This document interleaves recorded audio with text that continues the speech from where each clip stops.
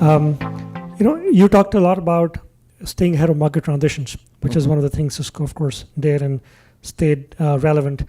How do entrepreneurs do that? What are some of the learnings around keeping themselves abreast, being adaptive, and staying ahead of the curve? Well, the first thing, and bear with me on the directness on this, is you should compete against a market transition, business model and technology, never against a competitor. If you're targeting a competitor, you're by definition looking at your rearview mirror. And that means you're very likely to go off the road. You're seeing what they did 1, 2, 3 years before. And you compete against the market transitions, and then you basically say you keep score versus a competitor. So it's like the Warriors. And in my opinion, they mastered the 3-point game changes, the speed of the game, tremendous teamwork, and they're almost unbeatable because of that. And then they attract a certain quality of team. Over time, other teams will model what they're doing, such as Houston, etc., with the same type of skills. So the first thing I usually, when I talk with a young entrepreneur, ask her or him, what's the market transition you're on? What's the business model? What's the technology? Then the second question I ask, which is so important, what is your differentiation today and what will be in the future? And it will shock you how many people really stumble there. Because if you haven't got differentiation, you're going to be roadkill. And you might be in a hot market for a period of time, but it's why every market I entered at Cisco, I shot for a minimum of 40% market share, because my experience has been, if you were below 20, one product generation missed and you're out of business. And then you got to have courage to take the risk on those market transitions. I love the flip camera. How many of you have had a flip camera? It was really cool. And my problem is engineering fell in love with the capabilities of it to record video. I did it as the entry to the consumer market with set-top boxes in the home, video in the home. Next moves would be video security.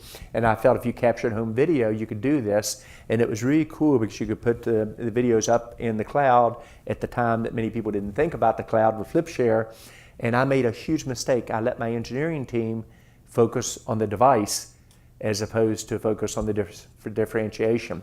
I should have gone to the other major phone companies developing smartphones and said, let's put a camera on it, and I could have outmaneuvered Apple.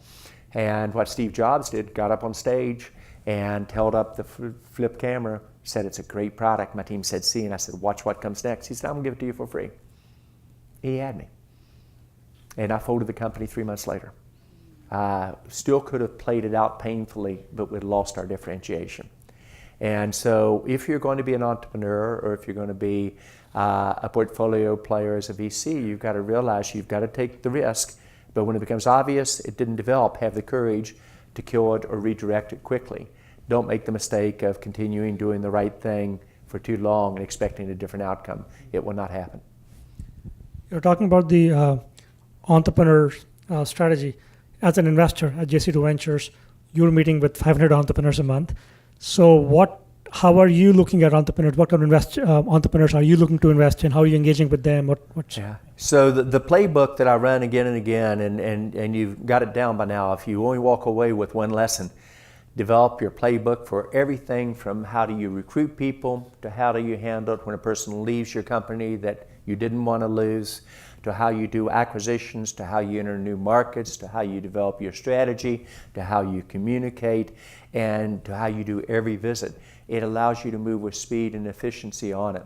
So while there was a playbook for how to do acquisitions at Cisco, there was a playbook to how to digitize countries, there was a playbook when somebody left the company, how did you keep them from leaving?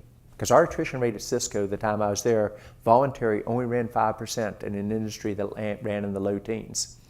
And for the acquired companies, where normally your attrition runs at 20% for the first 4 years, our voluntary attrition ran 4% of the acquired companies. So we focused on how do you do it. Probably in excess of 75% of my top 500 leaders over 20 years started to leave the company, and we didn't let them leave.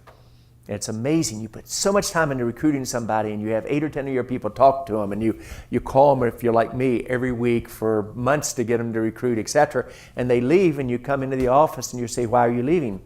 And you say, well, John, basically I'm getting twice the pay at this new one. It's a new opportunity. I'm moving all the way up to reporting to the president, and I want to thank you for the contributions you've made to my career. But my mind's made up. And I said, is there anything you can do to change it? And you say, no, there is not. That's usually the conversation ends there. That to me was just the start.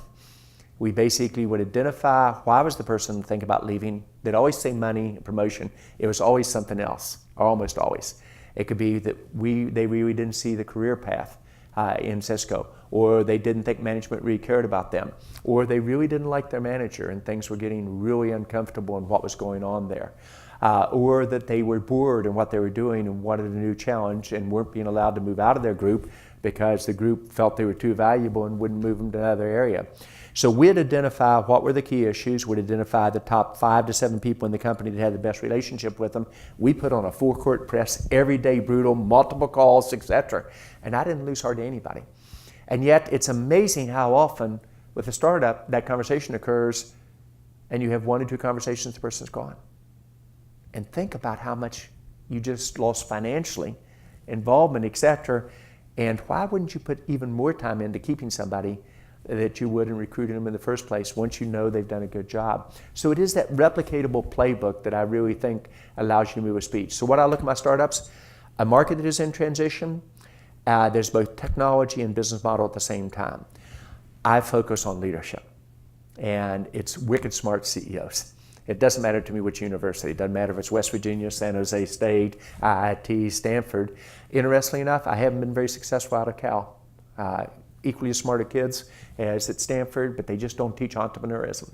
And for whatever reason, it doesn't take off as much. So I do the pattern identification. Then I watch what are their customers. So, and I'm an enterprise person.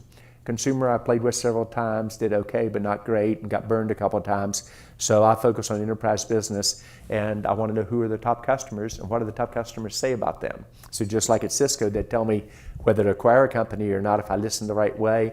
The same thing about startups. They'd say, this startup is really important to me. I really like them. Here are their strengths. Here's why I like their product. Here's why I like the leadership on it in terms of direction.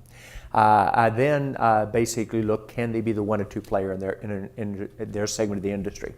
And if they're not 1 or 2, per my earlier comments, first, we're not going to see the growth we want. And secondly, it's not going to be as fun. But third, they're much more likely to go out of business. So I look for their pattern. So I look for those repeatable aspects of it. But if I only did 2 factors, it's market transition and the CEO. And when you're investing in these startups, typically, what's the nature of that investment? Is there a certain investment size, ownership? How are you looking at? Yeah, I usually try to be in the 1 to 7 million range. I look for a meaningful investment. I like a Series B. My skills are in growing an organization and scaling it and culture, etc. I'm not as good initially as a founder or Series A. Having said that, I'm in 4 of those now because I fell in love with the CEO and love the concept, including advanced cricket farming, which is an area way outside of my comfort level. And I did it in part because I wanted to use it as an example. I want all of you to be outside your comfort level. If you're comfortable in what you're doing, you're not pushing yourself hard enough in terms of the direction. But mainly I'm after an organization that has a chance to replay for the leadership in their industry, to change a market, whether it's ag tech or secure phones or voice authentication or drone defense or open transparent government off of budgeting type capabilities, social media on the way you interface to your customers, etc. on it. And for me, it's fun. I love what I do every day. And I no longer do anything I don't want to do. And I got to admit, that is fun. And even though it's politically smart to go do something, or this is a leader that would be fun to meet, I just don't do it anymore. I focus on what I enjoy every minute of every day.